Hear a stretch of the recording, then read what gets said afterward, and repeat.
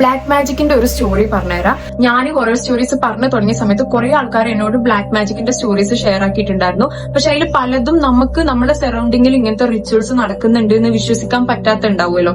നമ്മളെ ഇമാജിനേഷന്റെയും ബിയോണ്ട് ആയിട്ടുള്ള സ്റ്റോറീസ് ആണ് ആ കഥകളെല്ലാം. ഇപ്പോഴാണെന്നുണ്ടെങ്കിലും എനിക്ക് പറയാൻ I not brave enough to share അങ്ങനത്തെ സ്റ്റോറീസ്. ഞാൻ ഇപ്പൊ പറയുന്ന കഥയും അങ്ങനത്തെ ഒരു കഥയാണ്. പക്ഷെ ഇതിൽ അത്രയും ഭയങ്കരമായിട്ടല്ല.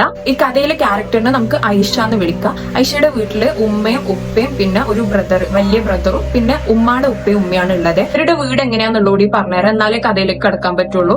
ഫസ്റ്റ് നമ്മള് വീട്ടിൽ കയറി പാട് സിറ്റ് ഔട്ടിൽ കയറി ഹാളിൽ കയറി പാട് റൈറ്റ് സൈഡിൽ തന്നെ ഒരു റൂം ഉണ്ട്. അതാണ് ഇവളുടെ റൂം. പിന്നെ ഒരു റൂമാണുള്ളത്, അവിടെ ഉമ്മാടെ ഉപ്പയും ഉമ്മയും പിന്നെ ഈ ബ്രദറുമാണ് കിടക്കല്. ഉമ്മയും ഉപ്പയും ഹാളിലാണ് കിടക്കല്. അങ്ങനെയാണ് റൂം ഉള്ളത്. ഇത് തന്നെ നമ്മളെ കഥ കാര്യമായിട്ട് നടക്കുന്നത് ഇവളെ റൂമിലാണ്. ഈ കഥ തുടങ്ങുന്ന ദിവസം ഈ കുട്ടി ഒരു ക്രാഫ്റ്റ് ചെയ്യുന്ന കുട്ടിയാണ് കേട്ടോ. അതുകൊണ്ട് തന്നെ ആളുടെ കുറെ ഫ്രെയിംസും കാര്യങ്ങളൊക്കെ ആളുടെ റൂമിലുണ്ട്. കുറെ ഫ്രെയിംസും കാര്യങ്ങളും ഇങ്ങനെ തൂക്കിയിട്ടിട്ടുണ്ട്. ഈ കഥ തുടങ്ങുന്ന ദിവസം ഒരു രാത്രി 11 മണിയൊക്കെ ആയപ്പോൾ ഇവള് കിടന്ന പാടന്നെ ഇവർക്ക് എല്ലാ ദിവസവും ഉള്ളതിനേക്കാൾ കൂടുതൽ ഒരു പേടിയും ഭയങ്കര ആരുടെ ഒരു പ്രസൻസും കാര്യങ്ങളൊക്കെ റൂമിൽ തോന്നുക. നമുക്ക് ചില സമയത്ത് ഇങ്ങനെ എന്തോ സംഭവിക്കാൻ പോകുന്നതാണ്, എന്തോ ലൈക്ക് നെഗറ്റീവായി തോന്നുമല്ലോ. അങ്ങനെ ഇവിടെ വേഗം എണീച്ച് വാതിൽ ഫുൾ അങ്ങ് തുറന്ന് വെച്ച് ഹാളിൽ തന്നെ ഉപ്പയും ഉമ്മയുണ്ടല്ലോ, എന്തെങ്കിലും പ്രശ്നം ഉണ്ടാവുന്നുണ്ടെങ്കിൽ ഇറങ്ങി ഓടാന്ന് വിചാരിച്ചിട്ടാണ് ഇവളിത് ചെയ്യുന്നത്.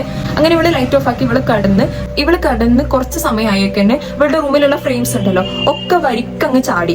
ഭയങ്കര സൗണ്ടിലാണ് ഈ ഫ്രെയിംസ് ചാടിക്കുന്നത്. അതും ഓർഡറിൽ നമ്മൾ ഇങ്ങ് തട്ടിയിട്ട എങ്ങനെ ഉണ്ടാവും അതേപോലെയാണ്. കുറെ ഫ്രെയിംസ് ഉണ്ട് കേട്ടോ, അതൊക്കെ ഒരുമിച്ച് ചാടുകയാണ് ചെയ്യുന്നത്. അപ്പൊ ഇവള് വേഗം എണീച്ച് ലൈറ്റ് ഇട്ട് ഹാളൊന്ന് ഉപ്പയാണെന്നുണ്ടെങ്കിലും ഇതിന്റെ സൗണ്ട് കേട്ടിട്ട് വന്ന് അങ്ങനെ ഉപ്പയെ ഇവള് റൂം ആകെ നോക്കി എന്തെങ്കിലും സംഭവം ഉണ്ടോ. അപ്പൊ അങ്ങനെയൊന്നും ഇല്ല കേട്ടോ. പിന്നെ ഇവിടെ വിചാരിച്ചു ഫ്രെയിം അല്ലേ വെച്ചത് മാറിയാലെല്ലാം ചാടുമല്ലോ, അങ്ങനെ ആയിരിക്കും എന്ന് വിചാരിച്ചിട്ടുണ്ട് ഇവിടെ അങ്ങനെ കിടന്നുറങ്ങി. പിറ്റേ ദിവസം എന്നുണ്ടെങ്കിലും ഇവിടെ ഉമ്മാമ ഇവിടെ ചീത്തറിഞ്ഞു, ഫ്രെയിം ഒന്നും അങ്ങനെ റൂമിൽ വെക്കാൻ പറ്റില്ല എന്നൊക്കെ പറഞ്ഞാണ്ട്. ലൈക്ക് ഈ മുസ്ലിം ഫാമിലീസിൽ ഉമ്മാമാരൊക്കെ ഉള്ളവർക്ക് മനസ്സിലാവുമായിരിക്കും, നമ്മളെ റൂമിലൊന്നും ഫ്രെയിം ഒന്നും വെക്കാൻ അയക്കൂല, പ്രത്യേകിച്ച് മുകളുള്ള ഫ്രെയിം ഒന്നും വെക്കാൻ അയക്കൂല.